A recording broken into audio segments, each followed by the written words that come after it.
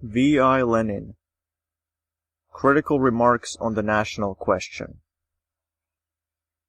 The article, Critical Remarks on the National Question, was written by Lenin in October to December 1913, and published the same year in the Bolshevik legal journal, Prashevshcheny, numbers 10, 11, and 12. The article was preceded by lectures on the national question, which Lenin delivered in a number of Swiss cities, Zurich, Geneva, Lausanne, and Bern, in the summer of 1913. In the autumn of 1913, Lenin made a report on the national question at the quote-unquote August, in parentheses, quote-unquote summer, conference of the Central Committee of the RSDLP with party workers. A resolution on the report drafted by Lenin was adopted. After the conference, Lenin started work on his article, Critical Remarks on the National Question. Critical Remarks on the National Question. It is obvious that the national question has now become prominent among the problems of Russian public life. The aggressive nationalism of the reactionaries, the transition of counter-revolutionary bourgeois liberalism to nationalism, particularly Great Russian but also Polish, Jewish, Ukrainian, etc., and lastly, the increase of nationalist vacillations among the different quote-unquote national, that is, non-Great Russian, social democrats, who have gone to the length of violating the party program, all these make it incumbent on us to give more attention to the national question than we have done so far. This article pursues a special object, namely, to examine in their general bearing precisely these program vacillations of Marxists and would-be Marxists on the national question. In Severnaya Pravda, number 29, for September 5, 1913, Liberals and Democrats on the National Question, I had occasion to speak of the opportunism of the liberals on the national question. This article of mine was attacked by the opportunist Jewish newspaper Zeit in an article by Mr. F. Liebman. From the other side, the program of the Russian Marxists on the national question has been criticized by the Ukrainian opportunist Mr. Lev Yurkevich, Zvin, 1913, numbers 7 to 8. Both these writers touch upon so many questions that to reply to them we are obliged to deal with the most diverse aspects of the subject. I think the most convenient thing would be to start with a reprint of the article from Severnaya Pravda. Footnotes. Severnaya Pravda, Northern Truth. One of the names of the newspaper Pravda, a legal Bolshevik daily published in St. Petersburg, founded on the initiative of the St. Petersburg workers in April 1912. Pravda was a popular working-class newspaper published with money collected by the workers themselves. A wide circle of worker correspondents and worker publicists formed around the newspaper. Over 11,000 correspondence items from workers were published in a single year. Pravda had an average circulation of 40,000, with some issues running into 60,000 copies. Lenin directed Pravda from abroad, where he was living. He wrote for the paper almost daily, gave instructions to the editorial board, and rallied the party's best literary forces around the newspaper. Pravda was subject to constant police persecution. During the first year of its existence, it was confiscated 41 times, and 36 legal actions were brought against its editors, who served prison sentences totaling 47.5 months. In the course of 2 years and 3 months, Pravda was closed down 8 times by the Tsarist government, but reissued under new names. Rabakaya Pravda, Severnaya Pravda, Pravda Truda, Zapravdu, Proletarskaya Pravda, Put Pravdi, Rabaki, and Trudovaya Pravda. July 21st in the new calendar style, 1914, on the eve of the First World War, the paper was closed down. Publication was not resumed until after the February Revolution. Beginning from March 5th, March 18th in the new calendar style, 1917, Pravda appeared as the central organ of the RSDLP. Lenin joined the editorial board on April 5th, April 15th in the new calendar style, on his return from abroad, and took over the paper's management. In July to October 1917, Pravda changed its name frequently owing to persecution by the provisional government, appearing successively as Listok Pravdy, Proletary, Raboki, and Raboki Put. On October 27th, November 9th in the new calendar style, the newspaper began to appear under its old name, Pravda. Zeit, Time, a weekly organ of the Bund, published in Yiddish in St. Petersburg from December 20th, 1912, January 2nd, 1913 in the new calendar style, to May 5th, May 18th in the new calendar style, 1914. Zvin, the Bell, a monthly legal nationalist journal of Menshevik trend, published in the Ukrainian language in Kiev from January 1913 to the middle of 1914. End of footnotes. 1. Liberals and Democrats on the language question. On several occasions the newspapers have mentioned the report of the governor of the Caucasus, a report that is noteworthy not for its Black Hundred spirit, but for its timid liberalism. Footnote. The Black Hundreds. Monarchist gangs formed by the Tsarist police to fight the revolutionary movement. They murdered revolutionaries, assaulted progressive intellectuals, and organized pogroms. End of footnote. Among other things, the governor objects to artificial Russification of non-Russian nationalities. Representatives of non-Russian nationalities in the Caucasus are themselves striving to teach their children Russian. An example of this is the Armenian church schools, in which the teaching of Russian is not obligatory. Raskoye Slovo, number 198, one of the most widely circulating liberal newspapers in Russia, points to this fact and draws the correct conclusion that the hostility towards the Russian language in Russia, quote-unquote, stems exclusively from the quote-unquote artificial, it should have said forced, implanting of that language. Footnote. Raskoye Slovo, Russian word. A daily, published in Moscow from 1895, the first trial issue appeared in 1894, to July 1918. Formerly non-party, the paper defended the interests of the Russian bourgeoisie from a moderate liberal platform. News was given a wide coverage in the paper, which was the first in Russia to send special correspondents to all the large cities at home and to many foreign capitals. End of footnote. There is no reason to worry about the fate of the Russian language. It will itself win recognition throughout Russia, says the newspaper. This is perfectly true, because the requirements of economic exchange will always compel the nationalities living in one state, as long as they wish to live together, to study the language of the majority.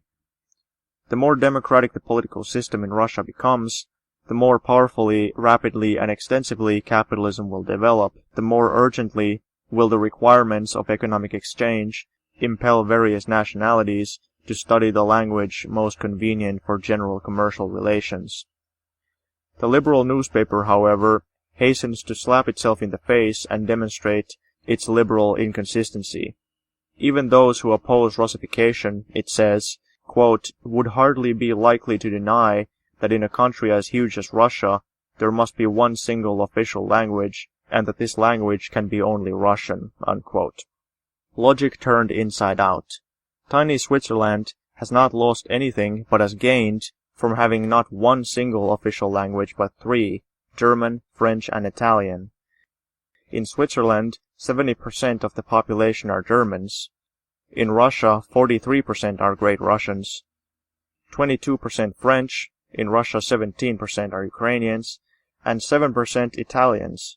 In Russia 6% are Poles, and 4.5% Belarusians. If Italians in Switzerland often speak French in their common parliament, they do not do so because they are menaced by some savage police law. There are none such in Switzerland, but because the civilized citizens of a democratic state themselves prefer a language that is understood by a majority.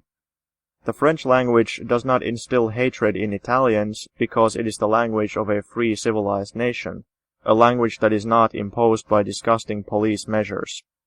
Why should quote-unquote huge Russia a much more varied and terribly backward country, inhibit her development by the retention of any kind of privilege for any one language? Should not the contrary be true, liberal gentlemen? Should not Russia, if she wants to overtake Europe, put an end to every kind of privilege as quickly as possible, as completely as possible, and as vigorously as possible? If all privileges disappear, if the imposition of any one language ceases, all Slavs will easily and rapidly learn to understand each other and will not be frightened by the quote-unquote horrible thought that speeches in different languages will be heard in the common parliament. The requirements of economic exchange will themselves decide which language of the given country it is to the advantage of the majority to know in the interest of commercial relations. This decision will be all the firmer because it is adopted voluntarily by a population of various nationalities, and its adoption will be the more rapid and extensive, the more consistent the democracy and, as a consequence of it, the more rapid the development of capitalism. The liberals approach the language question in the same way as they approach all political questions, like hypocritical hucksters, holding out one hand openly to democracy and the other, behind their backs, to the feudalists and police. We are against privileges, shout the liberals, and under cover they haggle with the feudalists for first one, then another privilege. Such is the nature of all liberal bourgeois nationalism. Not only Great Russian, it is the worst of them all because of its violent character and its kinship with Purushkevich's, but Polish, Jewish, Ukrainian, Georgian, and every other nationalism. Footnote: Purushkevich V.M., 1870 to 1920, a big landlord and rabid reactionary, a black-hundred monarchist. End of footnote. Under the slogan of national culture, the bourgeoisie of all nations, both in Austria and in Russia, are in fact pursuing the policy of splitting the workers, emasculating democracy, and haggling with the feudalists over the sale of the people's rights and the people's liberty. The slogan of working-class democracy is not national culture, but the international culture of democracy and the worldwide working-class movement. Let the bourgeoisie deceive the people with various quote-unquote positive national programs. The class-conscious worker will answer the bourgeoisie. There is only one solution to the national problem, insofar as it can in general be solved in the capitalist world, the world of profit, squabbling, and exploitation, and that solution is consistent democracy. The proof: Switzerland in Western Europe, a country with an old culture, and Finland in Eastern Europe, a country with a young culture. The national program of working-class democracy is absolutely no privileges for any one nation or any one language. The solution of the problem of the political self-determination of nations, that is, their separation as states by completely free, democratic methods. The promulgation of a law for the whole state by virtue of which any measure, rural, urban, or communal, etc., etc., introducing any privilege of any kind for one of the nations and militating against the equality of nations, or the rights of a national minority, shall be declared illegal and ineffective, and any citizen of the state shall have the right to demand that such a measure be annulled as unconstitutional, and that those who attempt to put it into effect be punished. Working-class democracy contraposes the nationalist wrangling of the various bourgeois parties over questions of language, etc., the demand for the unconditional unity and complete amalgamation of workers of all nationalities in all working-class organizations, trade union, cooperative, consumers, educational, and all others, in contradistinction to any kind of bourgeois nationalism. Only this type of unity and amalgamation can uphold democracy and defend the interest of the workers against capital, which is already international and is becoming more so, and promote the development of mankind towards a new way of life that is alien to all privileges and all exploitation. 2. National culture.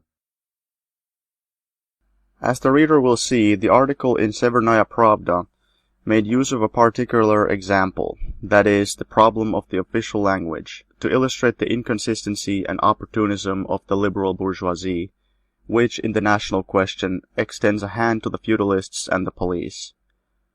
Everybody will understand that, apart from the problem of an official language, the liberal bourgeoisie behaves just as treacherously, hypocritically, and stupidly, even from the standpoint of the interest of liberalism, in a number of other related issues. The conclusion to be drawn from this, it is that all liberal bourgeois nationalism sows the greatest corruption among the workers and does immense harm to the cause of freedom and the proletarian class struggle. This bourgeois and bourgeois feudalist tendency is all the more dangerous for its being concealed behind the slogan of national culture. It is under the guise of national culture, Great Russian, Polish, Jewish, Ukrainian, and so forth, that the Black Hundreds and the clericals, and also the bourgeoisie of all nations, are doing their dirty and reactionary work. Such are the facts of the national life of today, if viewed from the Marxist angle, that is, from the standpoint of the class struggle, and if the slogans are compared with the interests and policies of classes, and not with meaningless quote-unquote general principles, declamations, and phrases. The slogan of national culture is a bourgeois, and often also a Black Hundred and clerical, fraud. Our slogan is the international culture of democracy and of the working class movement. Here the Bondist, Mr. Liebman, rushes into the fray and annihilates me with the following deadly tirade. Quote, anyone in the least familiar with the national question knows that international culture is not non-national culture, culture without national form. Non-national culture, which must not be Russian, Jewish, or Polish, but only pure culture, is nonsense. International ideas can appeal to the working class only when they are adopted to the language spoken by the worker and to the concrete national conditions under which he lives. The worker should not be indifferent to the condition and development of his national culture, because it is through it and only through it that he is able to participate in the quote-unquote international culture of democracy and of the world working class movement. This is well known, but VI turns a deaf ear to it all. Unquote. Ponder over this typically Bondist argument, designed, if you please, to demolish the Marxist theses that I advanced. With the air of supreme self-confidence of one who is, quote, familiar with the national question, unquote, this Bondist passes off ordinary bourgeois views as, quote-unquote, well-known axioms. Footnote. The Bund, the General Jewish Workers' Union of Lithuania, Poland, and Russia, came into being in 1897 at the inaugural Congress of Jewish Social Democratic Groups in Vilna. It consisted mainly of semi-proletarian Jewish artisans of Western Russia. At the first Congress of the RSDLP in 1898, the Bund joined the latter, quote, as an autonomous organization, independent only in respect of questions affecting the Jewish proletariat specifically, unquote. The CPSU in resolutions and decisions of congresses, conferences, and plenary meetings of the Central Committee, Russian edition Part 1, 1954, page 14. The Bund was a vehicle of nationalist and separatist ideas in Russia's working class movement. In April 1901, the Bund's Fourth Congress resolved to alter the organizational ties with the RSDLP as established by the latter's First Congress. In its resolution, the Bund Congress declared that it regarded the RSDLP as a federation of national organizations, of which the Bund was a federal member. Following the rejection by the Second Congress of the RSDLP of the Bund's demand for recognition as the sole representative of the Jewish proletariat, the Bund left the party, but rejoined it in 1906 on the basis of a decision by the Fourth Unity Congress. Within the RSDLP, the Bund constantly supported the party's opportunist wing, the economists, Mensheviks, and liquidators, and waged a struggle against the Bolsheviks and Bolshevism. For the Bolsheviks' programmatic demand for the right of nations to self-determination, the Bund contraposed the demand for autonomy of national culture. During the years of the Stolypin reaction and the new revolutionary upsurge, the Bund adopted a liquidationist stand and played an active part in the formation of the August anti-party bloc. During the First World War, 1914 to 1918, the Bundists took a social chauvinist stand. In 1917, the Bund supported the bourgeois provisional government and sided with the enemies of the Great October Socialist Revolution. During the foreign military intervention and the Civil War, the Bundist leaders made common cause with the forces of counter-revolution. At the same time, a tendency towards cooperation with the Soviets became apparent among the Bund rank and file. In March 1921, the Bund dissolved itself, part of the membership joining the Russian Communist Party Bolsheviks, in accordance with the general rules of admission. End of footnote. It is true, my dear Bundist, that international culture is not non-national. Nobody said that it was. Nobody has proclaimed a quote-unquote pure culture, either Polish, Jewish, or Russian, etc., and your jumble of empty words is simply an attempt to distract the reader's attention and to obscure the issue with tinkling words. The elements of democratic and socialist culture are present, if only in rudimentary form, in every national culture, since in every nation there are toiling and exploited masses whose conditions of life inevitably give rise to the ideology of democracy and socialism. But every nation also possesses a bourgeois culture, and most nations a reactionary and clerical culture as well, in the form not merely of elements, but of the dominant culture.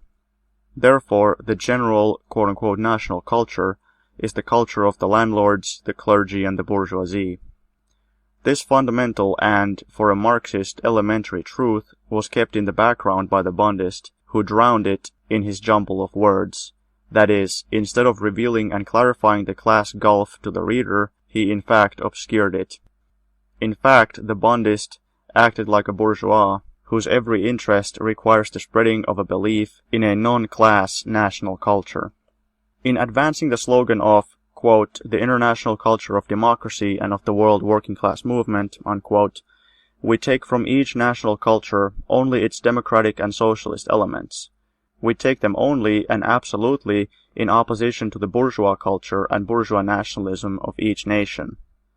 No Democrat, and certainly no Marxist, denies that all languages should have equal status, or that it is necessary to polemize with one's native bourgeoisie in one's native language, and to advocate anti-clerical or anti-bourgeois ideas among one's native peasantry and petty bourgeoisie. That goes without saying, but the Bundist uses these indisputable truths to obscure the point in dispute, that is, the real issue. The question is whether it is permissible for a Marxist, directly or indirectly, to advance the slogan of national culture, or whether he should oppose it by advocating in all languages the slogan of workers' internationalism, while adapting himself to all local and national features. The significance of the national culture slogan is not determined by some petty intellectual's promise or good intention to quote-unquote interpret it as, quote, meaning the development through it of an international culture, unquote. It would be puerile subjectivism to look at it in that way. The significance of the slogan of national culture is determined by the objective alignment of all classes in a given country and in all countries of the world. The national culture of the bourgeoisie is a fact, and I repeat, the bourgeoisie everywhere enters into deals with the landed proprietors and the clergy. Aggressive bourgeois nationalism, which drugs the minds of the workers, stultifies and disunites them in order that the bourgeoisie may lead them by the halter. Such is the fundamental fact of the times. Those who seek to serve the proletariat must unite the workers of all nations, and unswervingly fight bourgeois nationalism, domestic and foreign. The place of those who advocate the slogan of national culture is among the nationalist petty bourgeois, not among the Marxists. Take a concrete example. Can a great Russian Marxist accept the slogan of national Great Russian culture? No, he cannot. Anyone who does that should stand in the ranks of the nationalists, not of the Marxists. Our task is to fight the dominant Black Hundred and bourgeois national culture of the Great Russians, and to develop, exclusively in the internationalist spirit and in the closest alliance with the workers of other countries, the rudiments also existing in the history of our democratic and working class movement. Fight your own Great Russian landlords and bourgeoisie. Fight their quote-unquote culture in the name of internationalism, and in so fighting, quote-unquote adapt yourself to the special features of the Purishkeviches and Struves. That is your task, not preaching or tolerating the slogan of national culture. The same applies to the most oppressed and persecuted nation, the Jews. Jewish national culture is the slogan of the rabbis and the bourgeoisie, the slogan of our enemies. But there are other elements in Jewish culture and in Jewish history as a whole. Of the 10.5 million Jews in the world, somewhat over half live in Galicia and Russia, backward and semi-barbarous countries where the Jews are forcibly kept in the status of a caste. The other half lives in the civilized world. There, the great world progressive features of Jewish culture stand clearly revealed. Its internationalism, its identification with the advanced movements of the epoch. The percentage of Jews in the democratic and proletarian movements is everywhere higher than the percentage of Jews among the population. Whoever directly or indirectly puts forward the slogan of Jewish, quote-unquote, national culture is, whatever his good intentions may be, an enemy of the proletariat, a supporter of all that is outmoded and connected with caste among the Jewish people. He is an accomplice of the rabbis and the bourgeoisie. On the other hand, those Jewish Marxists who mingle with the Russian, Lithuanian, Ukrainian, and other workers in international Marxist organizations and make their contribution, both in Russian and in Yiddish, towards creating the international culture of the working class movement, those Jews, despite the separatism of the Bund, uphold the best traditions of Jewry by fighting the slogan of national culture. Bourgeois nationalism and proletarian internationalism. These are the two irreconcilably hostile slogans that correspond to the two great class camps throughout the capitalist world, and express the two policies, nay, the two world outlooks, in the national question. In advocating the slogan of national culture and building up on it an entire plan and practical program of what they call, quote, cultural national autonomy, unquote, the Bundists are, in effect, instruments of bourgeois nationalism among the workers. 3. The nationalist bogey of assimilation. The question of assimilation, that is, of the shedding of national features and absorption by another nation, strikingly illustrates the consequences of the nationalist vacillations of the Bundists and their fellow thinkers. Mr. Liebman, who faithfully conveys and repeats the stock arguments, or rather tricks, of the Bundists, has qualified as, quote, the old assimilation story, unquote, the demand for the unity and amalgamation of the workers of all nationalities in a given country in united workers' organizations. See the concluding part of the article in Severnaya Pravda. Consequently, says Mr. F. Liebman, commenting on the concluding part of the article in Severnaya Pravda, quote, if asked what nationality he belongs to, the worker must answer, I am a social democrat, unquote. Our Bundist considers this the acme of wit. As a matter of fact, he gives himself away completely by such witticism and outcries about quote-unquote assimilation, leveled against a consistently democratic and Marxist slogan. Developing capitalism knows two historical tendencies in the national question. The first is the awakening of national life and national movements, the struggle against all national oppression, and the creation of national states. The second is the development and growing frequency of international intercourse in every form, the breakdown of national barriers, the creation of the international unity of capital, of economic life in general, of politics, science, etc. Both tendencies are a universal law of capitalism. The former predominates in the beginning of its development, the latter characterizes a mature capitalism that is moving towards its transformation into socialist society. The Marxists' national program takes both tendencies into account and advocates, firstly, the equality of nations and languages and the impermissibility of all privileges in this respect, and also the right of nations to self-determination, with which we shall deal separately later. Secondly, the principle of internationalism and uncompromising struggle against contamination of the proletariat with bourgeois nationalism, even the most refined kind. The question arises, what does our Bundist mean when he cries out to heaven against quote-unquote assimilation? He could not have meant the oppression of nations or the privileges enjoyed by a particular nation, because the word assimilation here does not fit at all, because all Marxists, individually and as an official united whole, have quite definitely and unambiguously condemned the slightest violence against and oppression and inequality of nations. And finally, because this general Marxist idea, which the Bundist has attacked, is expressed in the Severnaya Pravda article in the most emphatic manner. No, evasion is impossible here. In condemning quote-unquote assimilation, Mr. Liebman had in mind not violence, not inequality, and not privileges.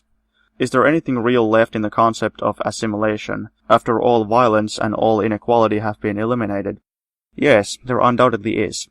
What is left is capitalism's world historical tendency to break down national barriers, obliterate national distinctions, and to assimilate nations. A tendency which manifests itself more and more powerfully with every passing decade and is one of the greatest driving forces transforming capitalism into socialism. Whoever does not recognize and champion the equality of nations and languages and does not fight against all national oppression or inequality is not a Marxist. He is not even a Democrat. That is beyond doubt.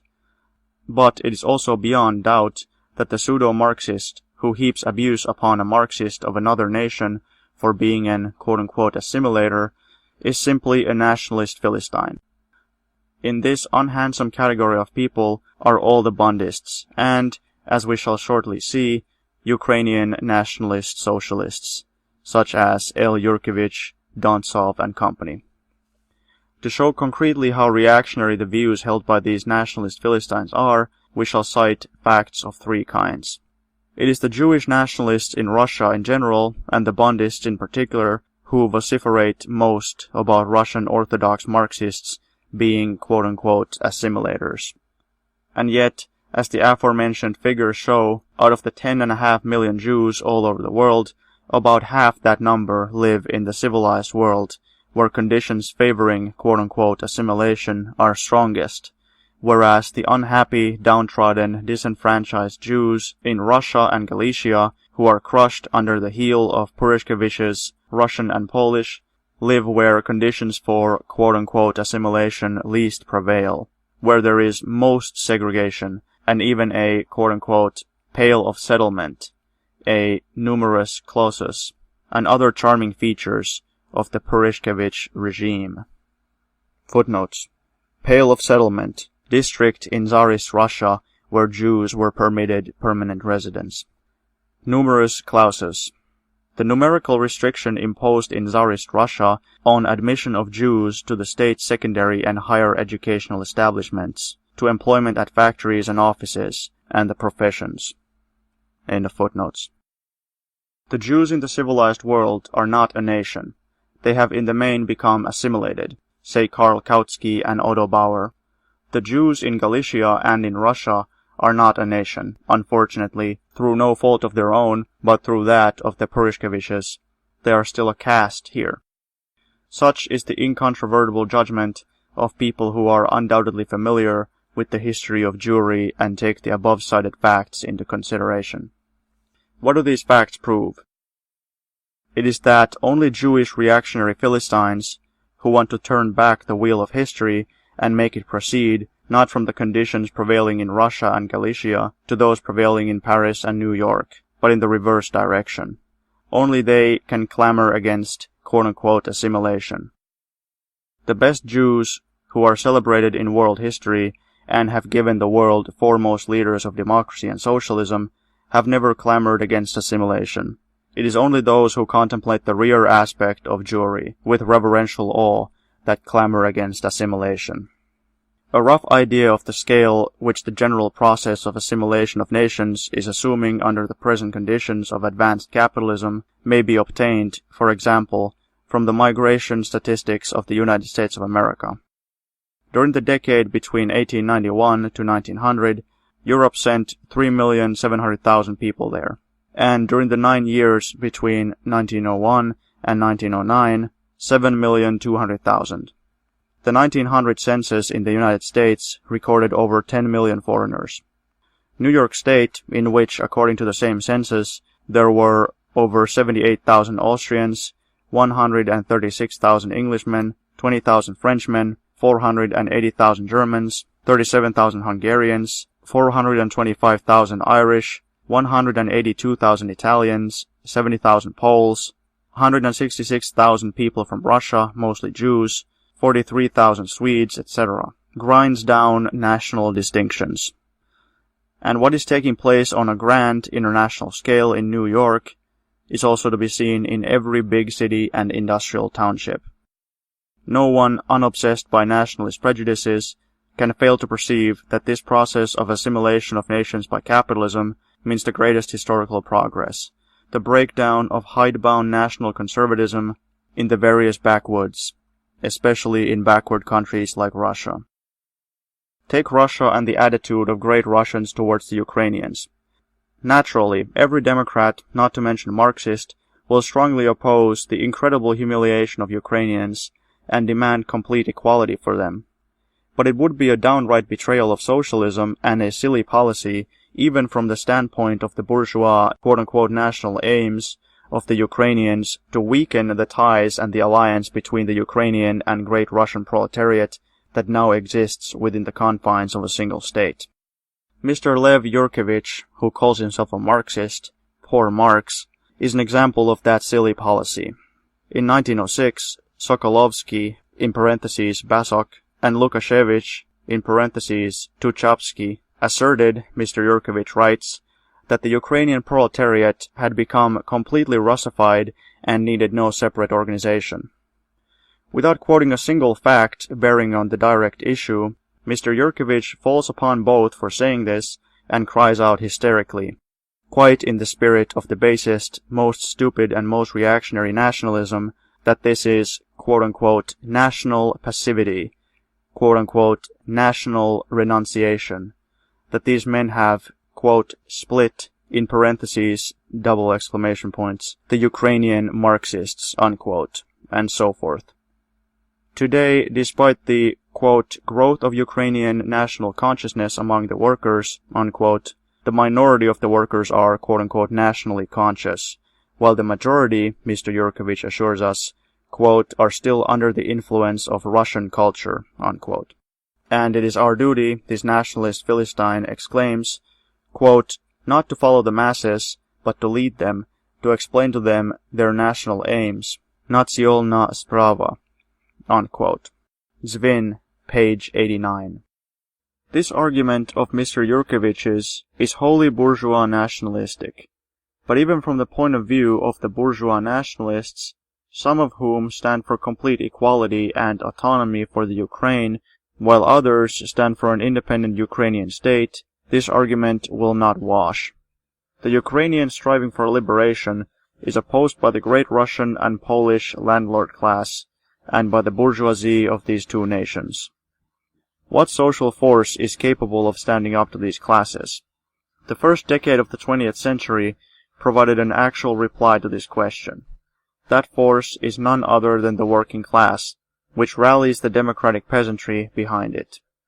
By striving to divide and thereby weaken the genuinely democratic force, whose victory would make national oppression impossible, Mr. Yurkevich is betraying not only the interests of democracy in general, but also the interests of his own country, the Ukraine.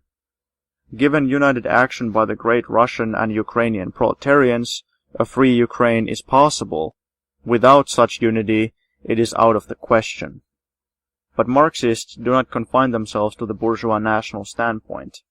For several decades, a well-defined process of accelerated economic development has been going on in the south, that is, the Ukraine, attracting hundreds of thousands of peasants and workers from Great Russia to the capitalist farms, mines, and cities. The quote-unquote assimilation within these limits of the Great Russian and the Ukrainian proletariat is an indisputable fact. And this fact is undoubtedly progressive.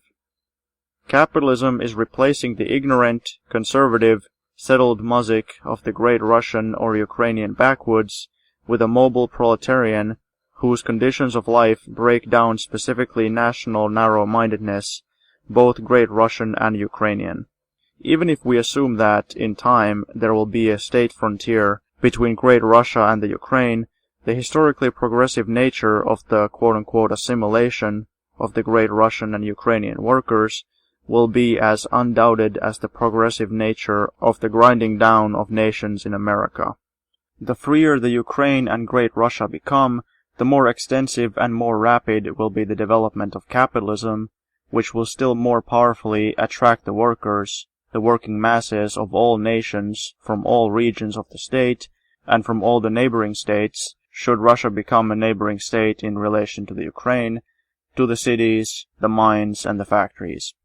Mr. Lev Yurkevich acts like a real bourgeois, and a short-sighted, narrow-minded, obtuse bourgeois at that. That is, like a Philistine, when he dismisses the benefits to be gained from the intercourse, amalgamation, and assimilation of the proletariat of the two nations, for the sake of the momentary success of the Ukrainian national cause, sprava. The national cause comes first, and the proletarian cause second, the bourgeois nationalists say, with the Yurkeviches, Dontsovs, and similar would-be Marxists repeating it after them. The proletarian cause must come first, we say, because it not only protects the lasting and fundamental interests of labor and of humanity, but also those of democracy, and without democracy, neither an autonomous nor an independent Ukraine is conceivable. Another point to be noted in Mr. Yurkevich's argument, which is so extraordinarily rich in nationalist gems, is this. The minority of Ukrainian workers are nationally conscious, he says. Quote, the majority are still under the influence of Russian culture, unquote. Contraposing Ukrainian culture as a whole to Great Russian culture as a whole, when speaking of the proletariat, is a gross betrayal of the proletariat's interests for the benefit of bourgeois nationalism. There are two nations in every modern nation, we say to all nationalist socialists. There are two national cultures in every national culture. There is the great Russian culture of the Purishkeviches, Gachkovs, and Struvs, but there is also the great Russian culture typified in the names of Chernyshevsky and Plekhanov. There are the same two cultures in the Ukraine as there are in Germany, in France, in England, among the Jews, and so forth. If the majority of the Ukrainian workers are under the influence of great Russian culture, we also know definitely that the ideas of great Russian democracy and social democracy operate parallel with the great Russian clerical and bourgeois culture. In fighting the latter kind of quote-unquote culture, the Ukrainian Marxist will always bring the former into focus and say to his workers, we must snatch at, make use of, and develop to the utmost every opportunity for intercourse with the great Russian class-conscious workers, with their literature and with their range of ideas. The fundamental interests of both the Ukrainian and the great Russian working-class movements demand it. If a Ukrainian Marxist allows himself to be swayed by his quite legitimate and natural hatred of the great Russian oppressors to such a degree that he transfers even a particle of this hatred, even if it be only estrangement, to the proletarian culture and proletarian cause of the great Russian workers, then such a Marxist will get bogged down in bourgeois nationalism.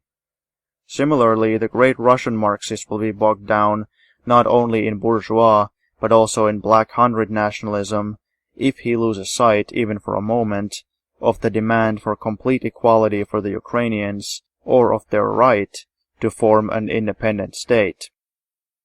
The great Russian and Ukrainian workers must work together, and, as long as they live in a single state, act in the closest organizational unity and concert, towards a common or international culture of the proletarian movement, displaying absolute tolerance in the question of the language in which propaganda is conducted, and in the purely local or purely national details of that propaganda.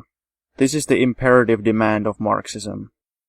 All advocacy of the segregation of the workers of one nation from those of another, all attacks upon Marxist quote-unquote assimilation, or attempts where the proletariat is concerned to contrapose one national culture as a whole to another allegedly integral national culture and so forth, is bourgeois nationalism, against which it is essential to wage a ruthless struggle. 4. cultural national autonomy. The question of the quote-unquote national culture slogan is of enormous importance to Marxists, not only because it determines the ideological content of all our propaganda and agitation on the national question, as distinct from bourgeois propaganda, but also because the entire program of the much-discussed cultural national autonomy is based on this slogan. The main fundamental flaw in this program is that it aims at introducing the most refined, most absolute, and most extreme nationalism. The gist of this program is that every citizen registers as belonging to a particular nation, and every nation constitutes a legal entity with the right to impose compulsory taxation on its members, with national parliaments, diets, and national secretaries of state, ministers. Such an idea applied to the national question resembles Proudhon's idea as applied to capitalism, not abolishing capitalism and its basis, commodity production, but purging the basis of abuses, of excrescences, and so forth, not abolishing exchange and exchange value, but on the contrary, making it quote-unquote constitutional, universal, absolute, quote-unquote fair, and free of fluctuation, crisis, and abuses. Such was Proudhon's idea. Just as Proudhon was petty bourgeois and his theory converted exchange and commodity production into an absolute category and exalted them as the acme of perfection, so is the theory and program of, quote, cultural national autonomy, unquote, petty bourgeois. For it converts bourgeois nationalism into an absolute category, exalts it as the acme of perfection, and purges it of violence, injustice, etc. Marxism cannot be reconciled with nationalism, be it even of the quote-unquote most just, quote-unquote purest, most refined and civilized brand.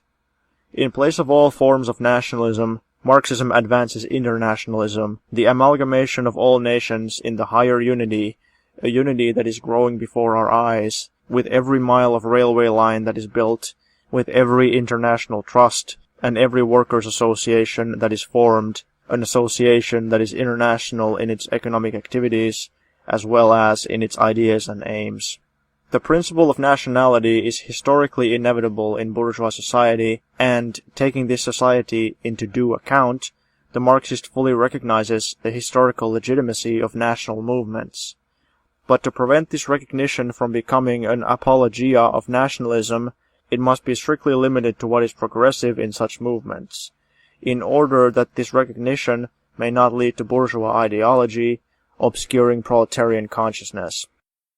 The awakening of the masses from feudal lethargy and their struggle against all national oppression for the sovereignty of the people, of the nation, are progressive.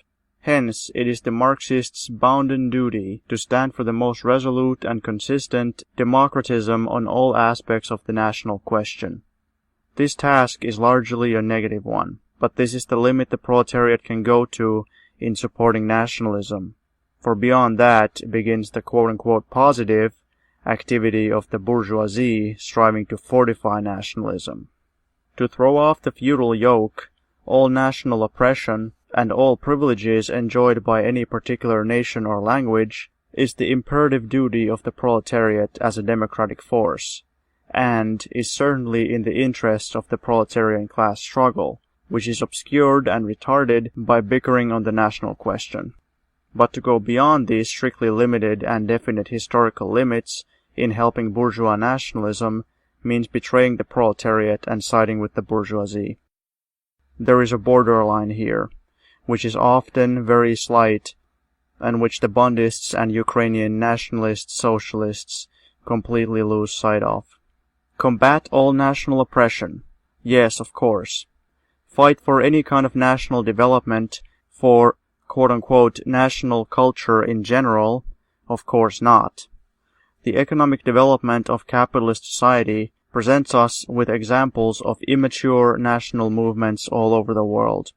Examples of the formation of big nations out of a number of small ones, or to the detriment of some of the small ones, and also examples of the assimilation of nations. The development of nationality in general is the principle of bourgeois nationalism. Hence, the exclusiveness of bourgeois nationalism hence the endless national bickering. The proletariat, however, far from undertaking to uphold the national development of every nation, on the contrary, warns the masses against such illusions, stands for the fullest freedom of capitalist intercourse, and welcomes every kind of assimilation of nations except on that which is founded on force or privilege.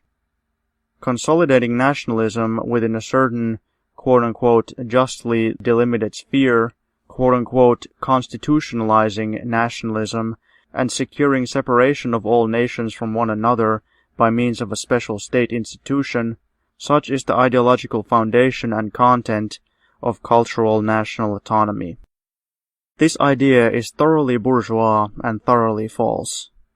The proletariat cannot support any consecration of nationalism. On the contrary, it supports everything that helps to obliterate national distinctions and remove national barriers.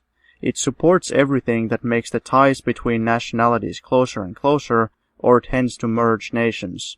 To act differently means siding with reactionary nationalist Philistinism. When at their Congress in Bonn in 1899, the Austrian Social Democrats discussed the plan for cultural national autonomy. Practically no attention was paid to a theoretical appraisal of that plan. It is, however, noteworthy that the following two arguments were leveled against this program. 1. It would tend to strengthen clericalism. 2. Quote, its result would be the perpetuation of chauvinism, its introduction into every small community, into every small group. Unquote. Page 92 of the official report of the Bonn Congress in German. A Russian translation was published by the Jewish Nationalist Party, the JSLP. Footnotes. This refers to the Congress of the Austrian Social Democratic Party held in Bonn, Austria, from September 24 to 29, 1899. The national question was the chief item on the agenda. Two resolutions expressing different points of view were submitted to the Congress. 1. The resolution of the party's Central Committee supporting the idea of the territorial autonomy of nations, and 2. The resolution of the Committee of the South Slav Social Democratic Party supporting the idea of extraterritorial cultural national autonomy. The Congress unanimously rejected the program of cultural national autonomy and adopted a compromise resolution recognizing national autonomy within the boundaries of the Austrian state. See Lenin's article, A Contribution to the History of the National Program in Austria and Russia. JSLP, Jewish Socialist Labor Party, a petty bourgeois nationalist organization, founded in 1906. Its program was based on the demand for national autonomy for the Jews, the creation of extraterritorial Jewish parliaments authorized to settle questions concerning the political organization of Jews in Russia. The JSLP stood close to the socialist revolutionaries, with whom it waged a struggle against the RSDLP. End of footnotes. There can be no doubt that, quote-unquote, national culture, in the ordinary sense of the term, that is, schools, etc., is at present under the predominant influence of the clergy and the bourgeois chauvinists in all countries of the world. When the Bondists, in advocating quote-unquote cultural national autonomy, say that the constituting of nations will keep the class struggle within them clean of all extraneous considerations, then that is manifest and ridiculous sophistry. It is primarily in the economic and political sphere that a serious class struggle is waged in any capitalist society. To separate the sphere of education from this is firstly absurdly utopian, because schools, like quote-unquote national culture in general, cannot be separated from economics and politics.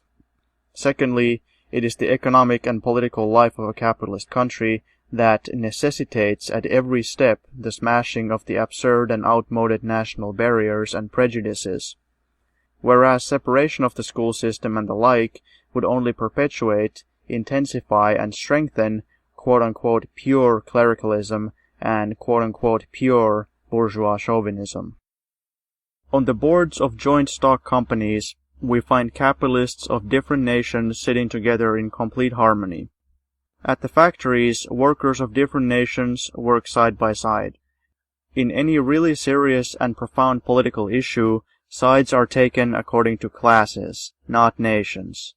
Withdrawing school education and the like from state control and placing it under the control of the nations is in effect an attempt to separate from economics, which unites the nations, the most highly, so to speak, ideological sphere of social life, the sphere in which, quote-unquote, pure national culture or the national cultivation of clericalism and chauvinism has the freest play.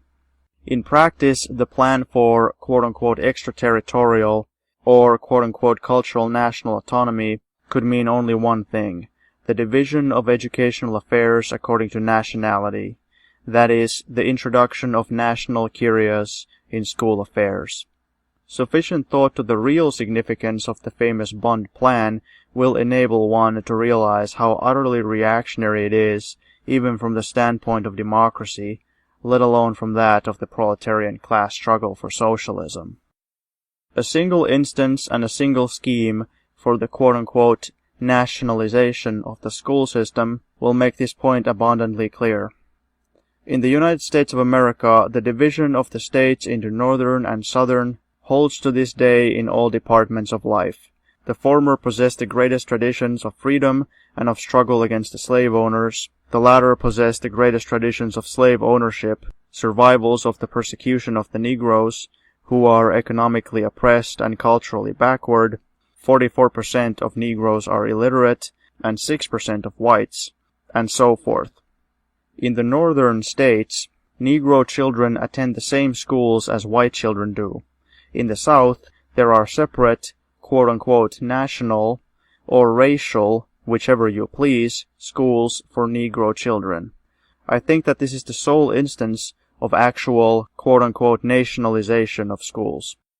In Eastern Europe, there exists a country where things like the Bailey's case are still possible, and Jews are condemned by the Purishkeviches to a condition worse than that of the Negroes. In that country, a scheme for nationalizing Jewish schools was recently mooted in the ministry.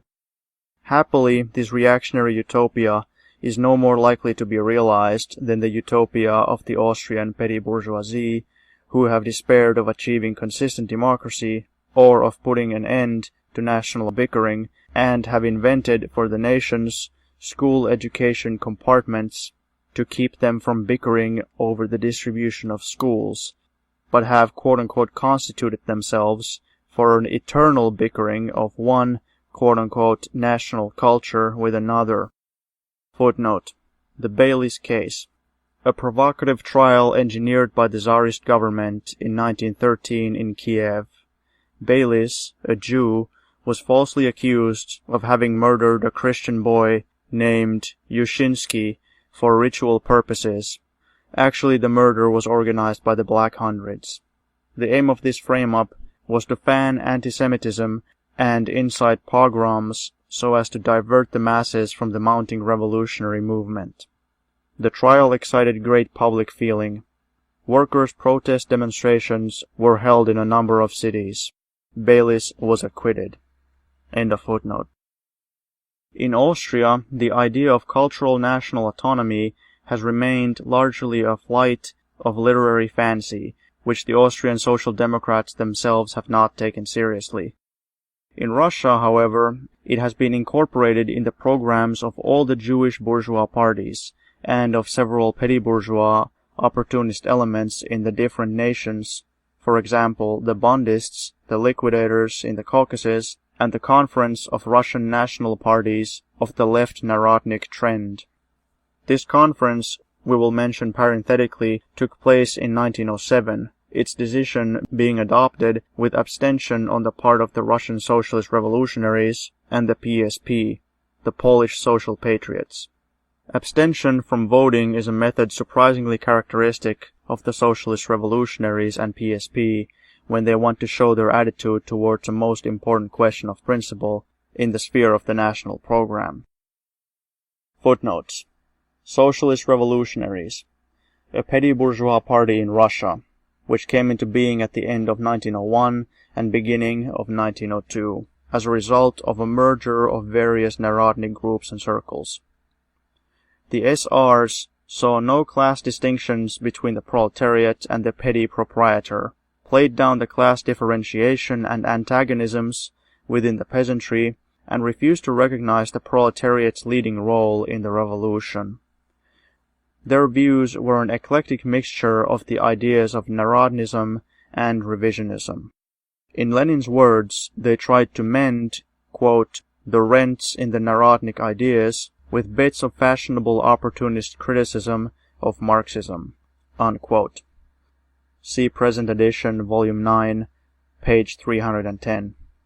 The Socialist Revolutionaries' agrarian program envisaged the abolition of private ownership of the land, which was to be transferred to the village commune on the basis of the quote-unquote labor principle and quote-unquote equalized land tenure, and also the development of cooperatives.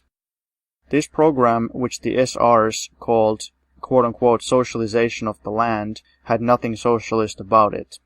In his analysis of this program, Lenin showed that the preservation of commodity production and private farming on communal land would not do away with the domination of capital or free the toiling peasantry from exploitation and impoverishment. Neither could the cooperatives be a remedy for the small farmers under capitalism, as they served only to enrich the rural bourgeoisie. At the same time, as Lenin pointed out, the demand for equalized land tenure, though not socialistic, was of a progressive, revolutionary democratic character, inasmuch as it was directed against reactionary landlordism. The Bolshevik Party exposed the attempts of the SRs to pass themselves off as socialists. It waged a stubborn fight against them for influence over the peasantry, and revealed the damage their tactic of individual terrorism was causing the working class movement. At the same time, the Bolsheviks, on definite terms, entered into temporary agreements with the Socialist Revolutionaries to combat Tsarism. The Socialist Revolutionary Party's political and ideological instability and organizational incohesion, as well as its constant vacillation between the liberal bourgeoisie and the proletariat, were due to the absence of class homogeneity among the peasantry. During the First Russian Revolution, the right wing of the SRs broke away from the party and formed the legal Labor Popular Socialist Party, whose views were close to those of the Constitutional Democrats, while the left wing split away and formed a semi-anarchist league of quote-unquote maximalists. During the period of the Stolypin reaction, the Socialist Revolutionary Party suffered a complete breakdown ideologically and organizationally. During the First World War, most of its members took a social chauvinist stand.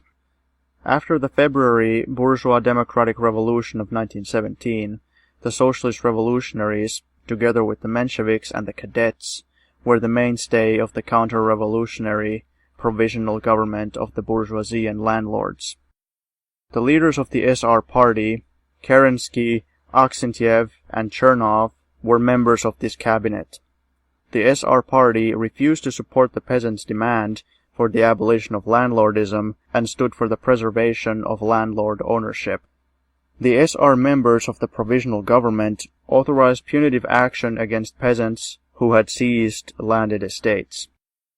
At the end of November 1917, the left wing of the SR Party formed an independent party of left socialist revolutionaries, who, in an endeavor to preserve their influence among the peasant masses, formally recognized Soviet rule and entered into an agreement with the Bolsheviks. Shortly, however, they began a struggle against the Soviets. During the years of foreign intervention and the Civil War, the SRs carried on counter-revolutionary subversive activities.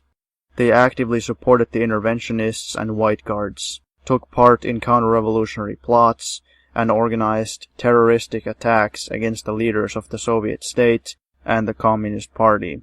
After the Civil War, the SRs continued their anti-Soviet activities within the country and in the camp of the white émigrés. The Polish Socialist Party, a reformist nationalist organization founded in 1892. Adopting the slogan of Struggle for an Independent Poland, the PSP under Pilsudski and his adherents, carried on separatist nationalist propaganda among the Polish workers, whom they tried to divert from the joint struggle with the Russian workers against the autocracy and capitalism. Throughout the history of the PSP, left-wing groups kept springing up within the party as a result of the activities of the rank-and-file workers. Some of these groups eventually joined the revolutionary wing of the Polish working-class movement. In 1906, the party split up into the PSP left wing and the right chauvinist wing, the so-called revolutionary faction. Under the influence of the Bolsheviks and the Social Democratic Party of Poland and Lithuania, the left wing gradually adopted a consistent revolutionary stand. During the First World War, some of the PSP left wing adopted an internationalist stand.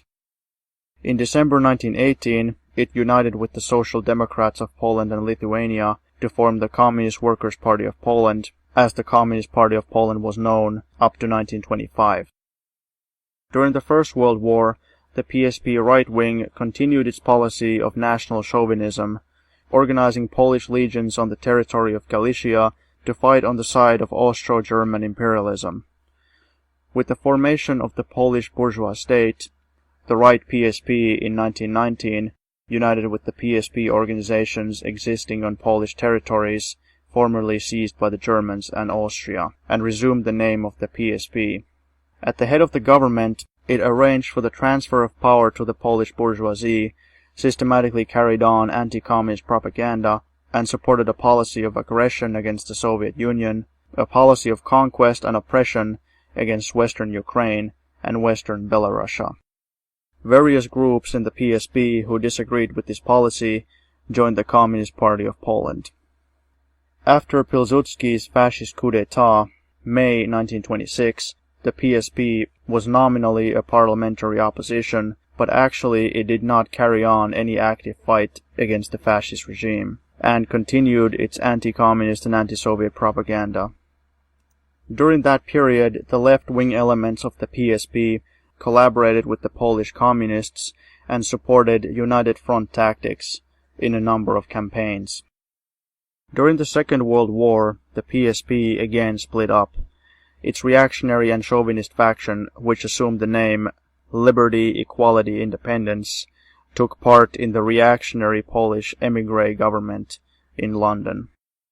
The left faction, which called itself the Workers' Party of Polish Socialists, under the influence of the Polish Workers' Party, which was founded in 1942, joined the Popular Front against the Nazi invaders, fought for Poland's liberation, and pursued a policy of friendly relations with the USSR. In 1944, after the liberation of Poland's eastern territories and the formation of a Polish Committee of National Liberation, the Workers' Party of Polish Socialists resumed the name of PSP and together with the PWP participated in the building up of a People's Democratic Poland. In December 1948, the PWP and the PSP amalgamated and formed the Polish United Workers' Party. End of footnotes. In Austria, it was Otto Bauer, the principal theoretician of quote-unquote cultural national autonomy, who devoted a special chapter of his book to prove that such a program cannot possibly be proposed for the Jews. In Russia, however, it is precisely among the Jews that all the bourgeois parties and the Bund which echoes them have adopted this program. Footnote. That the Bundists often vehemently deny that all the Jewish bourgeois parties have accepted cultural national autonomy is understandable. This fact only too glaringly exposes the actual role being played by the Bund. When Mr. Manin, a Bundist, tried in Lodz to repeat his denial, he was fully exposed by N. Skop. See Prosveshchenie No. 3. But when Mr. Lev Yurkevich in Zvin, 1913, No. 7-8, page 92, quotes from Prosveshchenie No. 3, page 78, N. Skop's statement that, quote, the Bundists, together with all the Jewish bourgeois parties and groups, have long been advocating cultural national autonomy, unquote, and distorts this statement by dropping the word Bundists and substituting the words national rights for the words cultural national autonomy, one can only raise one's hand in amazement. Mr. Lev Yurkevich is not only a nationalist, not only an astonishing ignoramus in matters concerning the history of the Social Democrats and their program, but a downright falsifier of quotations for the benefit of the Bund. The affairs of the Bund and the Yurkeviches must be in a bad way indeed. Luch, Ray, a legal daily of the Menshevik liquidators, published in St. Petersburg from September 16th, 29th in the New Calendar Style, 1912, to July 5th, 18th in the New Calendar Style, 1913. Put out 237 issues. The newspaper was maintained chiefly by contributions from the liberals. Ideological leadership was in the hands of P.B. Axelrod, F.I. Dan, L. Martov, and A.S. Martinov. The liquidators used the columns of this newspaper to oppose the revolutionary tactics of the Bolsheviks, advocate the opportunist slogan of an quote-unquote open party, attack the revolutionary mass strikes of the workers, and attempt to revise the most important points of the party program. Lenin wrote that Luch was, quote, enslaved by a liberal policy, unquote, and called the paper a mouthpiece of the renegades. Prosveshchenie, Enlightenment, a Bolshevik legal theoretical monthly, published in St. Petersburg from December 1911 to June 1914, with a circulation of up to 5,000 copies. The journal was founded on Lenin's initiative to replace the Moscow-published Missal, a Bolshevik journal which was closed down by the Tsarist government. Other workers on the new journal were V.V. Vorovsky, A.I. Yulianova Yelizarova, N.K. Krupskaya, and others. Lenin enlisted the services of Maxim Gorky to run the journal's literary section. Lenin directed Prosveshchenie from Paris and subsequently from Krakow and Peronin. He edited articles and regularly corresponded with the editorial staff. The journal published the following articles by Lenin: The Three Sources and Three Component Parts of Marxism, Critical Remarks on the National Question, The Right of Nations to Self-Determination, Disruption of Unity under cover of Outcries for Unity, and others. The journal exposed the opportunists, the liquidators, Otzovists and Trotskyists, as well as the bourgeois nationalists. It highlighted the struggle of the working class under conditions of a new revolutionary upsurge, propagandized Bolshevik slogans in the Fourth Duma election campaign, and came out against revisionism and centrism in the parties of the Second International. The journal played an important role in the Marxist internationalist education of the advanced workers of Russia. On the eve of World War I, Prosveshchenie was closed down by the Tsarist government. It resumed publication in the autumn of 1917, but only one issue, a double one, appeared, containing Lenin's "Can the Bolsheviks Retain State Power?" and a review of the party program. End of footnotes. What does this go to show? It goes to show that history, through the political practice of another state, has exposed the absurdity of Bauer's invention, in exactly the same way as the Russian Bernsteinians, Struve, Tugan Baranovsky, Berdayev and company, through their rapid evolution from Marxism to liberalism, have exposed the real ideological content of the German Bernsteinism. Footnote: Bernsteinism, an anti-Marxist trend in international social democracy.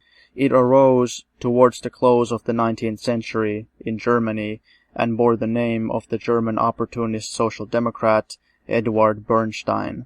After the death of F. Engels, Bernstein publicly advocated revision of Marx's revolutionary theory in the spirit of bourgeois liberalism. See his article Problems of Socialism and his book The Premise of Socialism and the Tasks of Social Democracy, in an attempt to convert the Social Democratic Party into a petty bourgeois party of social reforms. In Russia, this trend was represented by the quote-unquote legal Marxists, the economists, the Bundists, and the Mensheviks. End of footnote. Neither the Austrian nor the Russian Social Democrats have incorporated cultural national autonomy in their program.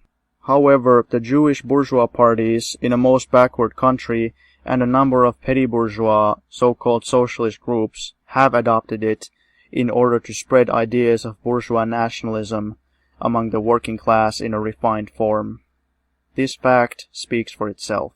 Since we have had to touch upon the Austrian program on the national question, we must reassert a truth which is often distorted by the Bundists. At the Brunn Congress, a pure program of cultural national autonomy was presented. This was the program of the South Slav Social Democrats, Section 2 of which reads, quote, "Every nation living in Austria, irrespective of the territory occupied by its members, constitutes an autonomous group which manages all its national, language and cultural affairs quite independently." Unquote. This program was supported not only by Kristan, but by the influential Ellenbogen. But it was withdrawn. Not a single vote was cast for it.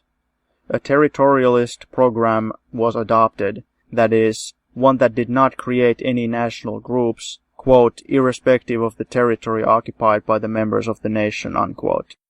Clause 3 of the adopted program reads, quote, "The self-governing regions of one and the same nation shall jointly form a nationally united association which shall manage its national affairs on an absolutely autonomous basis," unquote. Cf. Proshevcheny, 1913, number 4, page 28. Footnote. Lenin refers to Stalin's article, Marxism and the National Question, published in the legal Bolshevik journal Proshevcheny, numbers 3, 4, and 5 for 1913, under the title The National Question and Social Democracy. Chapter 4 of Stalin's article quotes the text of the national program adopted at the Brunn Congress of the Austrian Social Democratic Party. End of footnote. Clearly, this compromise program is wrong too. An example will illustrate this.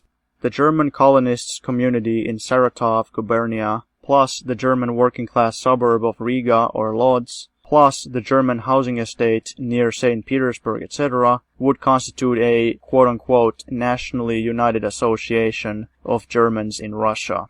Obviously, the Social Democrats cannot demand such a thing or enforce such an association, although of course they do not in the least deny freedom of every kind of association, including associations of any communities of any nationality in a given state.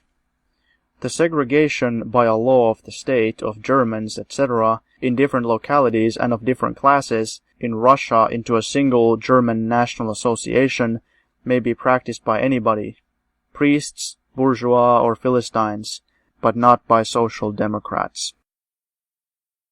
5. The equality of nations and the rights of national minorities.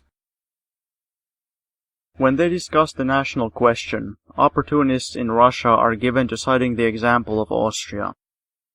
In my article in Severnaya Pravda, number 10, Proshevcheny, pages 96 to 98, which the opportunists have attacked, Mr. Semkovsky in Novoya Rabokaya Gazeta, and Mr. Liebman in Zeit, I asserted that, insofar as that is at all possible under capitalism, there was only one solution of the national question, viz., through consistent democracy. In proof of this, I referred, among other things, to Switzerland. Footnotes. Novoya Rabokaya Gazeta, New Workers' Paper, a legal daily of the Menshevik liquidators, published in St. Petersburg from August 1913. From January 30th, February 12th in the New Calendar Style, 1914, it was superseded by Severnaya Rabokaya Gazeta, Northern Workers' Paper, and subsequently by Nasha Rabokaya Gazeta, Our Workers' Paper. Lenin repeatedly referred to this newspaper as the Novaya Likvidatorskaya Gazeta, New Liquidationist Paper. End of footnote. This has not been to the liking of the two opportunists mentioned above, who are trying to refute it or belittle its significance. Kautsky, we are told, said that Switzerland is an exception.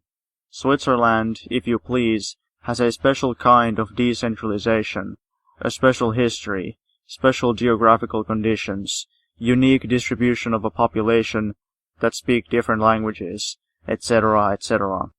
All these are nothing more than attempts to evade the issue. To be sure, Switzerland is an exception in that she is not a single nation state. But Austria and Russia are also exceptions, or are backward, as Kautsky adds. To be sure, it was only her special, unique historical and social conditions that ensured Switzerland greater democracy than most of her European neighbors. But where does all this come in if we are speaking of the model to be adopted?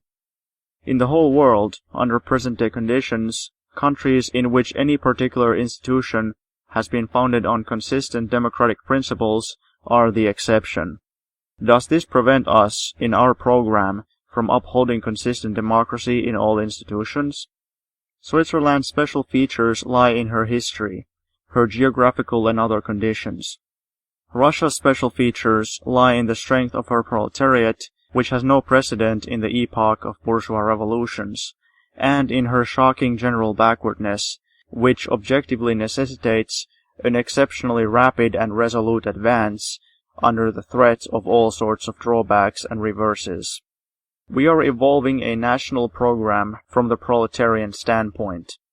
Since when has it been recommended that the worst examples, rather than the best, be taken as models?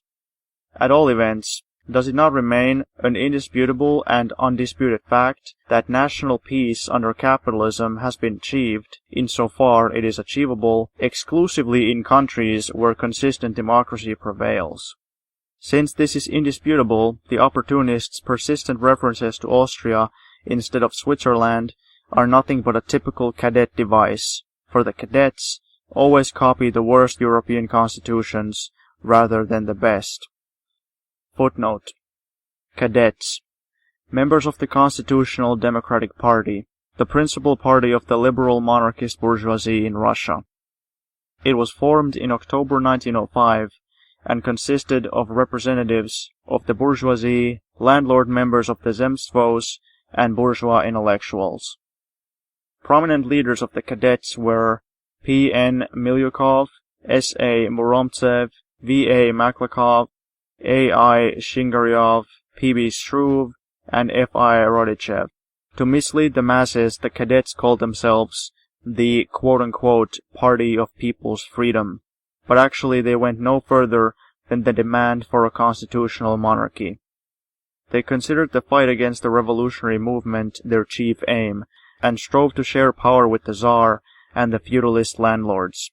During World War I, the cadets actively supported the Tsarist government's aggressive foreign policy, and during the February 1917 bourgeois democratic revolution, they tried to save the monarchy. Holding key positions in the bourgeois provisional government, the cadets pursued an anti-popular and counter-revolutionary policy. After the victory of the October Socialist Revolution, the cadets came out as the avowed enemies of Soviet rule, taking part in all armed counter-revolutionary acts and campaigns of the interventionists. Living abroad as émigrés after the defeat of the interventionists and White Guards, the cadets continued their anti-Soviet activities. End of footnote. In Switzerland, there are 3 official languages, but bills submitted to a referendum are printed in 5 languages, that is to say, in 2 Romance dialects, in addition to the 3 official languages.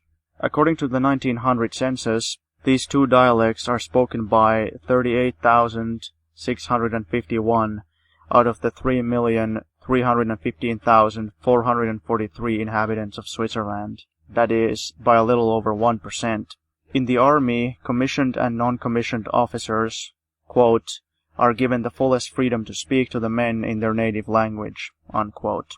In the cantons of Graubünden and Wallis, each with a population of a little over 100,000, both dialects enjoy complete equality. See René Henry, La Suisse et la question des langues, Bern, 1907. The question is, should we advocate and support this, the living experience of an advanced country, or borrow from the Austrians inventions like quote-unquote extraterritorial autonomy, which have not yet been tried out anywhere in the world and not yet been adopted by the Austrians themselves. To advocate this invention is to advocate the division of school education according to nationality, and that is a downright harmful idea. The experience of Switzerland proves, however, that the greatest relative degree of national peace can be and has been ensured in practice where you have a consistent, again relative, democracy throughout the state. In Switzerland, say people who have studied this question, quote, there is no national question in the East European sense of the term. The very phrase national question is unknown there, unquote. Quote, Switzerland left the struggle between nationalities a long way behind in 1797 to 1803, unquote. See Ed Blocker, Die Nationalitäten in der Schweiz, Berlin, 1910.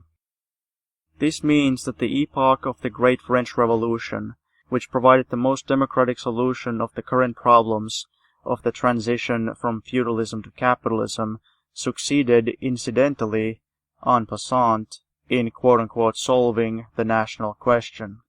Let the Semkovskys, Liebmans, and other opportunists now try to assert that this quote-unquote exclusively Swiss solution is inapplicable to any uezd, or even part of an uezd in Russia, where out of a population of only 200,000, 40,000 speak two dialects, and want to have complete equality of language in their area.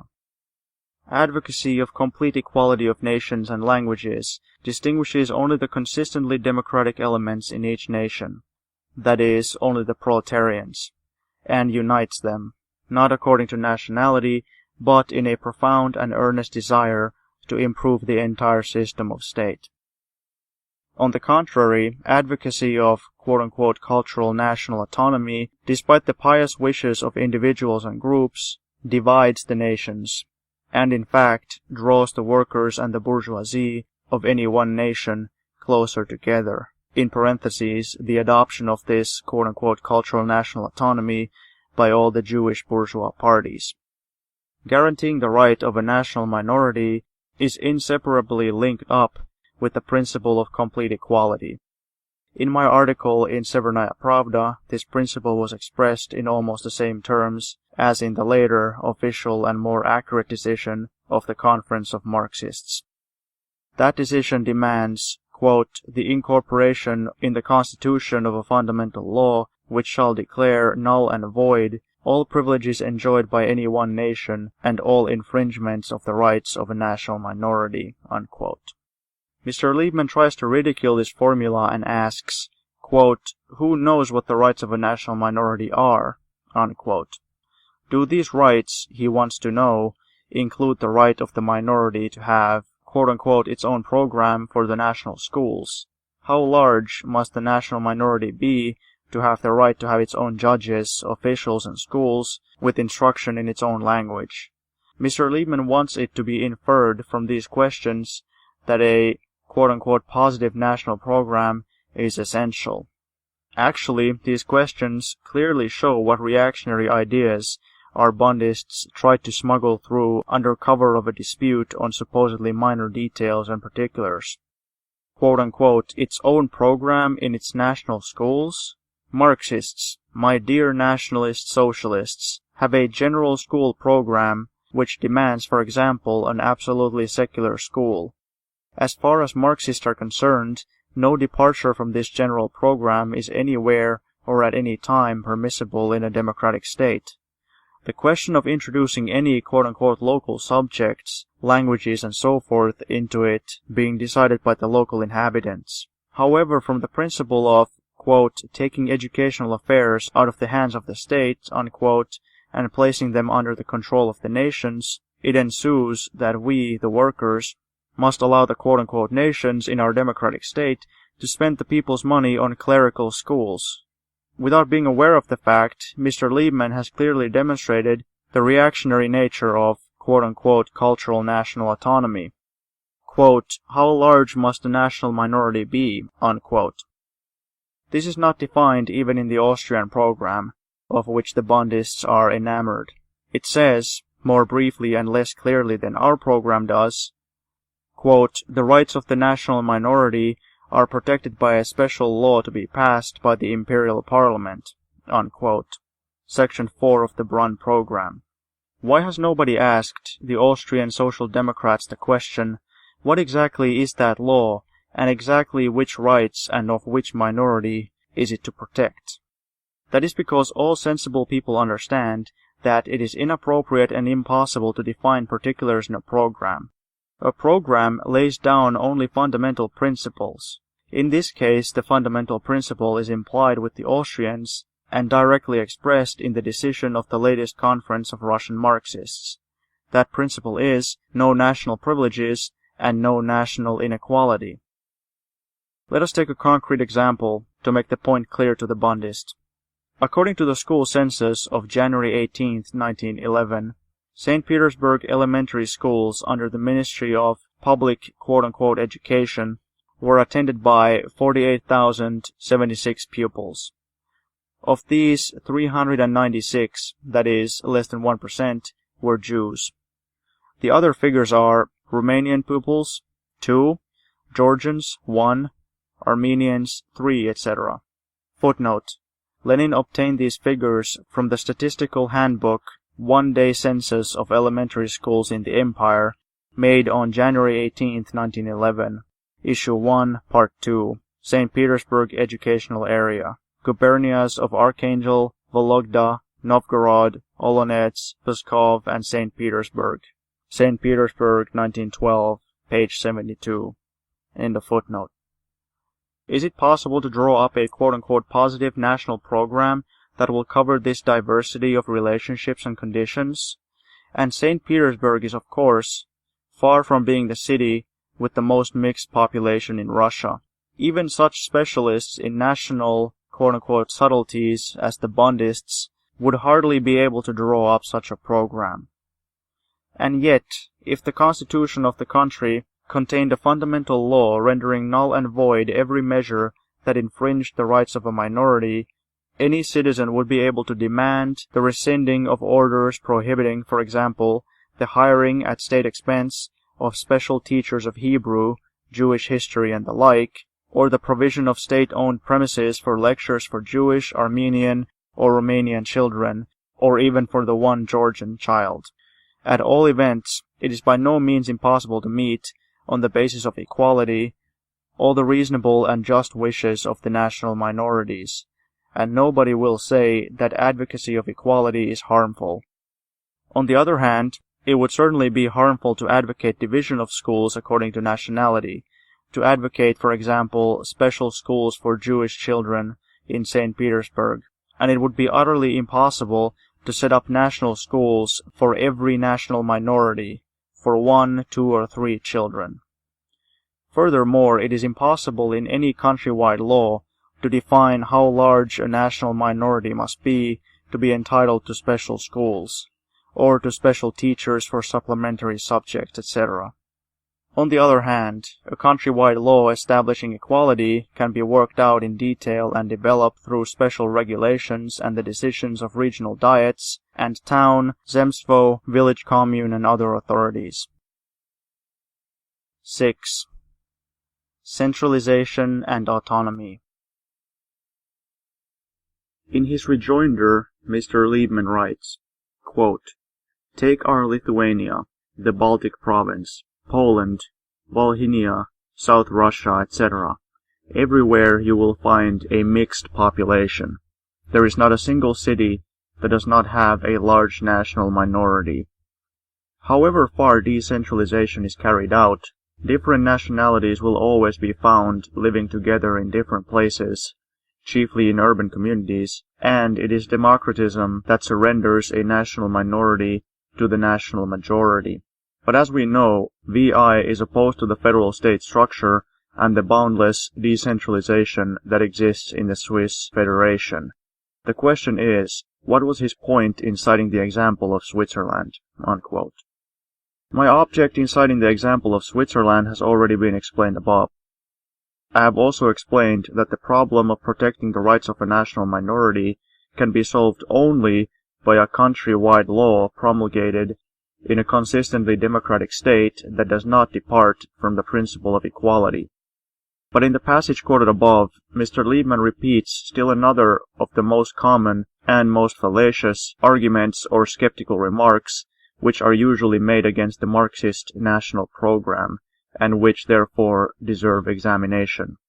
Marxists are, of course, opposed to federation and decentralization for the simple reason that capitalism requires for its development the largest and most centralized possible states.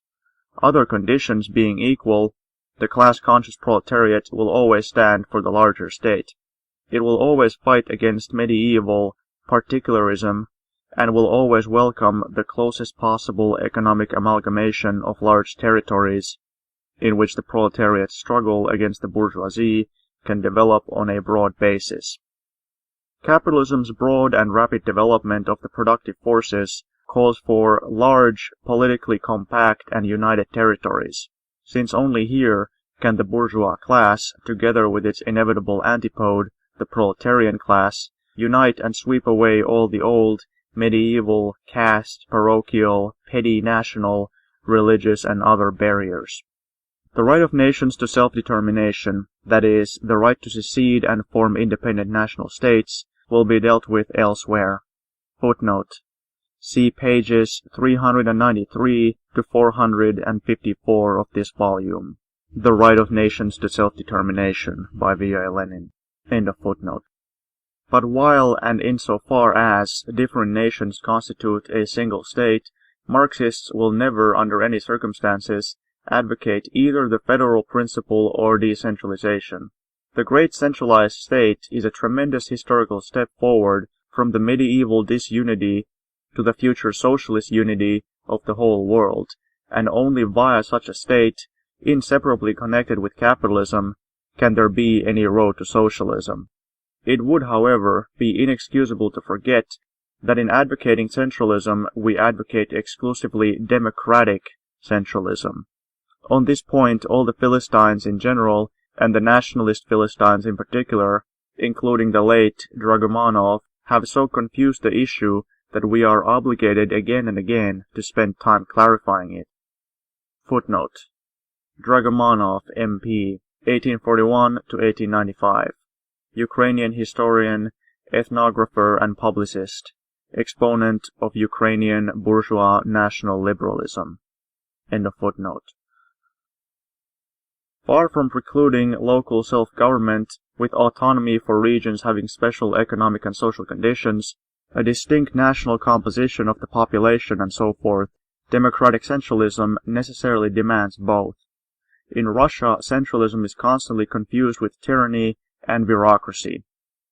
This confusion has naturally arisen from the history of Russia, but even so it is quite inexcusable for a Marxist to yield to it. This can be best explained by a concrete example. In her lengthy article, The National Question and Autonomy, Social Democratic Review, 1908 and 1909, Rosa Luxemburg, among many other curious errors, which we shall deal with below, commits the exceptionally curious one of trying to restrict the demand for autonomy to Poland alone. Footnote.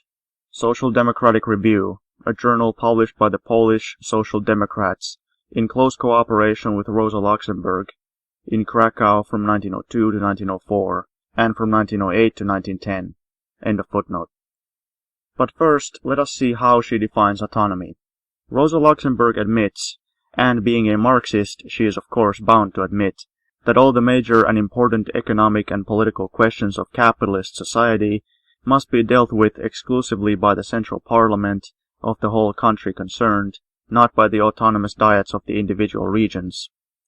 These questions include tariff policy, laws governing commerce and industry, transport and means of communication, railways, post, telegraph, telephone, etc., the army, the taxation system, civil and criminal law, the general principles of education, for example, the law on purely secular schools, on universal education, on the minimum program, on democratic school management, etc., the labor protection laws and political liberties, rights of association, etc., etc. Footnote about civil law. In elaborating her ideas, Rosa Luxemburg goes into details, mentioning, for example, and quite rightly, divorce laws. Number 12, page 162 of the above-mentioned journal. End of footnote. The autonomous diets, on the basis of the general laws of the country, should deal with questions of purely local, regional, or national significance.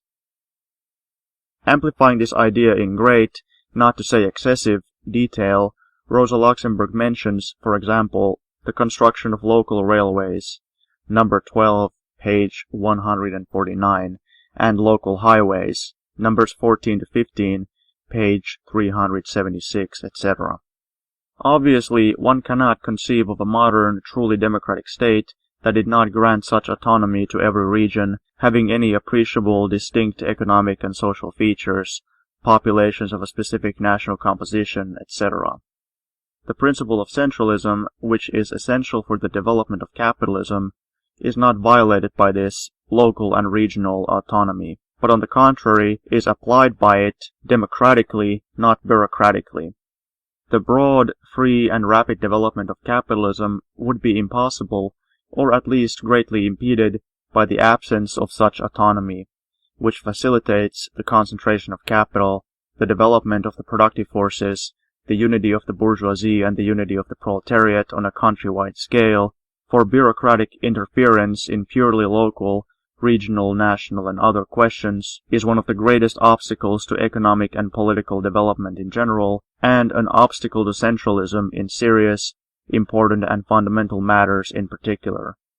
One cannot help smiling, therefore, when reading how our magnificent Rosa Luxemburg tries to prove with a very serious air and quote-unquote purely Marxist phrases that the demand for autonomy is applicable only to Poland, and only by way of exception. Of course, there is not a grain of parochial patriotism in this. We have here only quote-unquote practical considerations. In the case of Lithuania, for example, Rosa Luxemburg takes 4 gubernias, Vilna, Kovno, Grodno, and Suwalki, assuring her readers and herself that these are inhabited, quote-unquote, mainly by Lithuanians, and by adding the inhabitants of these gubernias together, she finds that Lithuanians constitute 23% of the total population, and if Shmuds are added, they constitute 31%, less than a third. The natural inference is that the idea of autonomy for Lithuania is, quote-unquote, arbitrary and artificial. Number 10, page 807. The reader who is familiar with the commonly known defects of our Russian official statistics will quickly see Rosa Luxemburg's mistake. Why take Grodno gubernia, where the Lithuanians constitute only 0.2%, 1/5 of 1%, of the population? Why take the whole Vilna gubernia, and not its Traki Uyezd alone, where the Lithuanians constitute the majority of the population? Why take the whole Suwalki gubernia, and put the number of Lithuanians at 52% of the population, and not the Lithuanian Uyezds of that gubernia, that is, 5 out of the 7, in which Lithuanians constitute 72% of the population? It is ridiculous to talk about the conditions and demands of modern capitalism, while at the same time taking not the quote-unquote capitalist, but the medieval, feudal, and official bureaucratic administrative divisions of Russia, and in their crudest form at that, gubernias instead of uyezds. Plainly, there can be no question of any serious local reform in Russia until these divisions are abolished and superseded by a really quote-unquote modern division that really meets the requirements, not of the treasury, not of the bureaucracy, not of routine, not of the landlords, not of the priests, but of capitalism. And one of the modern requirements of capitalism is undoubtedly the greatest possible national uniformity of the population, for nationality and language identity are an important factor, making for the complete conquest of the home market and for complete freedom of economic intercourse.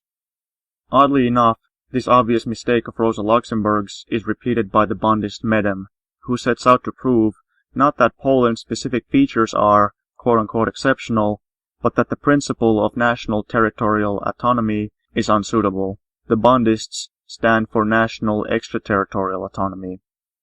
Our bundists and liquidators collect from all over the world all the errors and all the opportunist vacillations of social democrats of different countries and different nations, and appropriate to themselves the worst they can find in world social democracy. A scrapbook of bundist and liquidator writings could, taken together, serve as a model social democratic museum of bad taste. Regional autonomy, Medem tells us, didactically, is good for a region or a quote-unquote territory, but not for Lettish, Estonian, or other areas, okrugs, which have populations ranging from 500,000 to 2 million, and areas equal to gubernia. Quote, that would not be autonomy, but simply a zemstvo. Over this zemstvo, it would be necessary to establish real autonomy, unquote. And the author goes on to condemn the quote-unquote breakup of the old gubernias and uyezds. B. Medem, a contribution to the presentation of the national question in Russia. Vestnik Evropy, 1912, numbers 8 and 9. Footnote. Vestnik Evropy, European Messenger, a monthly historical, political, and literary magazine of a bourgeois liberal trend. Appeared in St. Petersburg from 1866 to 1918. The magazine published articles against the revolutionary Marxists. End of footnote. As a matter of fact, the preservation of the medieval, feudal, official administrative divisions means the breakup and mutilation of the conditions of modern capitalism. Only people imbued with the spirit of these divisions can, with the learned air of the expert, speculate on the contraposition of quote-unquote zemstvo and quote-unquote autonomy, calling for the stereotypical application of quote-unquote autonomy to large regions and of the zemstvo to small ones. Modern capitalism does not demand these bureaucratic stereotypes at all. Why national areas with populations not only of 500,000, but even of 50,000 should not be able to enjoy autonomy, why such areas should not be able to unite in the most diverse ways with neighboring areas of different dimensions into a single autonomous quote-unquote territory, if that is convenient or necessary for economic intercourse, these things remain the secret of the bundist Medem. We would mention that the Brunn Social Democratic National Program is based entirely on national territorial autonomy.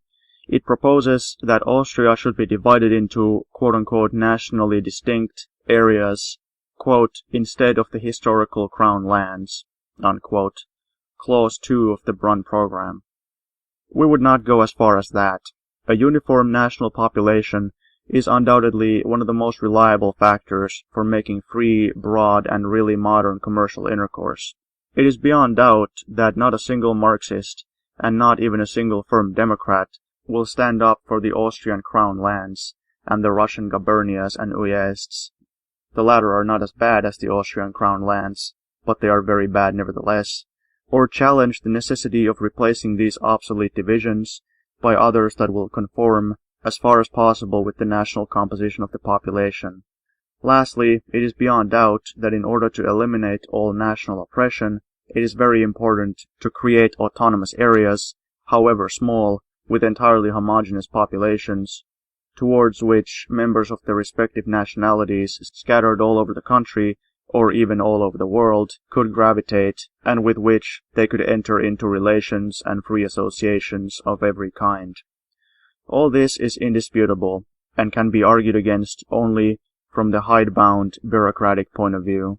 The national composition of the population, however, is one of the very important economic factors, but not the sole and not the most important factor. Towns, for example, play an extremely important economic role under capitalism, and everywhere, in Poland, in Lithuania, in the Ukraine, in Great Russia, and elsewhere. The towns are marked by mixed populations. To cut the towns off from the villages and areas that economically gravitate towards them for the sake of the quote-unquote national factor would be absurd and impossible. That is why Marxists must not take their stand entirely and exclusively on the quote-unquote national territorial principle.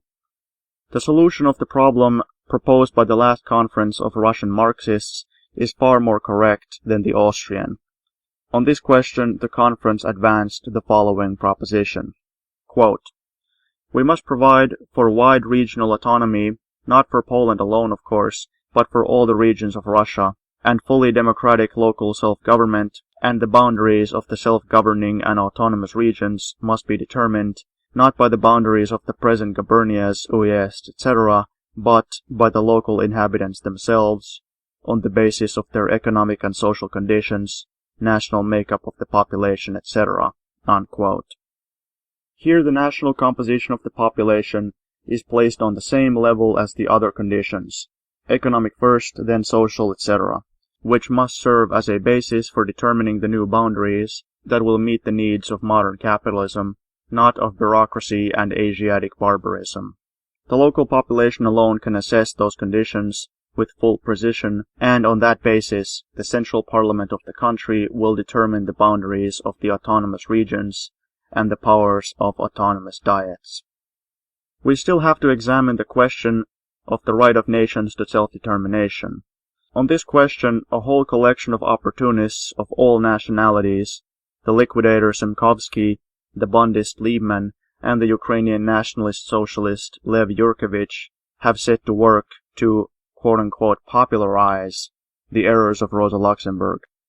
This question, which has been so utterly confused by this whole collection, will be dealt with in our next article. Footnote.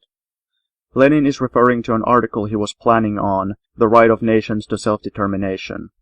The article was written in February to May 1914 and published in April to June in the journal Proshevshenie numbers 4, 5, and 6. See pages 393 to 454 of this volume. End of Critical Remarks on the National Question by Lenin.